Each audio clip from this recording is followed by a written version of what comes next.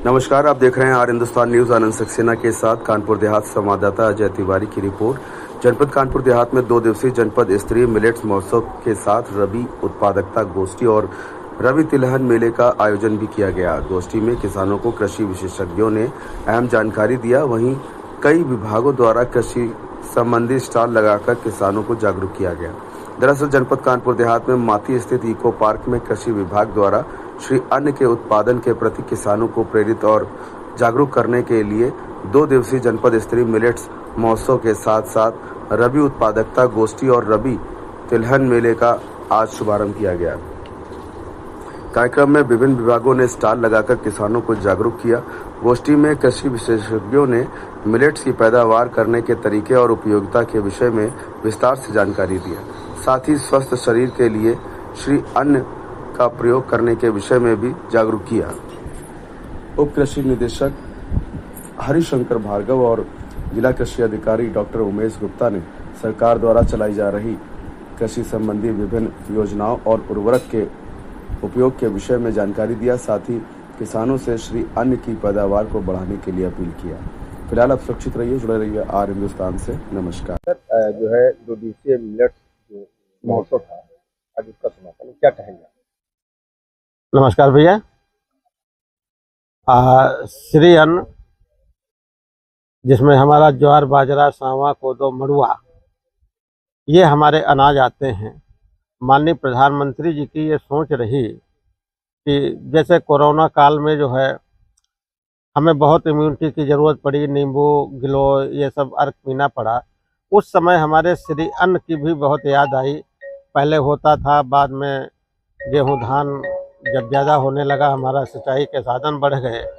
ऐसी स्थिति में धीरे धीरे हमारे ये श्री अन्न विलुप्त होते गए। आज हमको फिर उनकी ज़रूरत है, क्योंकि इसमें जो हमारे जो है पोषक तत्व हैं वो भरपूर मात्रा में हैं, हमारे स्वास्थ्य के लिए लाभदायक हैं।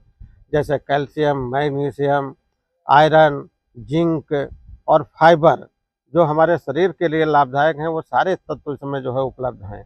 और मैं बता दूं, जो आज कैंसर, डायबिटिक और ब्लड प्रेशर और हमारी महिलाएं बहनों में जो एनीमिया की, खून की कमी की जो बीमारी हो जाती है, अगर हम श्री अन्न अपने भोजन में लेते हैं तो ये एनीमिया कभी नहीं होगी। ये मेरा दावा है और हमारी सरकार का भी दावा है, हमारे इन अनाजों का भी दावा है, क्योंकि ये ऑलरेडी इतने भरपूर हैं। खाने में अच्छे नहीं हैं, लेकिन इनके पोषक तत्व इतने अच्छे हैं कि हमें इन बीमारियों से दूर भगाते हैं। इसलिए ये श्री अन्न महोत्सव जो है हम लोगों ने 2 दिवस का रखा था, जिसमें कल भी हुआ और आज भी चल रहा है। आप लोगों को बहुत बहुत धन्यवाद। जो है रबी गोष्ठी का भी आयोजन किया गया, मिलेट्स महोत्सव भी था। क्या संदेश आप लोगों ने दिया है, किसानों से क्या अपील कर रहे हैं? ये कल के कार्यक्रम के बाद आज कार्यक्रम का दूसरा दिन है और हम लोग जो अपना जनपद कानपुर देहात है, यहाँ पे मिलेट्स की खेती भी खूब होती है और हम लोग इसको और भी बढ़ावा दे रहे हैं। इस समय ज्वार, बाजरा, सांवा, रागी, कोदो, इनकी खेती को हम लोग बढ़ावा दे रहे हैं। साथ में जो हमारी भारत सरकार के द्वारा मिनिमम सपोर्ट प्राइस MSP जो दी जाती है, वह ज्वार और बाजरे पे बहुत अच्छा है और यहाँ पे हमारे यहाँ ज्वार और बाजरा की खेती भी अच्छा है और हम लोग और इसको बढ़ावा दे रहे हैं। साथ में इसकी जो पौष्टिकता है, इसका हम गोष्ठी के माध्यम से हम लोग प्रचार प्रसार कर रहे हैं। जो ज्वार, बाजरा खाने में भी हेल्दी है और इसमें इतनी अधिक मात्रा में फाइबर होता है जो हमारे डाइजेशन को बनाए रखता है। साथ में इसमें हम आयरन और जिंक भरपूर मात्रा में पाए जाते हैं। कैल्शियम की भी मात्रा होती है, जिससे हमारे स्वास्थ्य वर्धक होता है और जो हैवी वेट की बात होती है, वे हैवी वेट को भी बढ़ने नहीं देता है और शरीर को स्वस्थ रखता है। इसको लोग हम लोग बढ़ावा देते हुए किसानों को इसका प्रचार प्रसार कर रहे हैं और किसान जागरूक भी हो रहे हैं।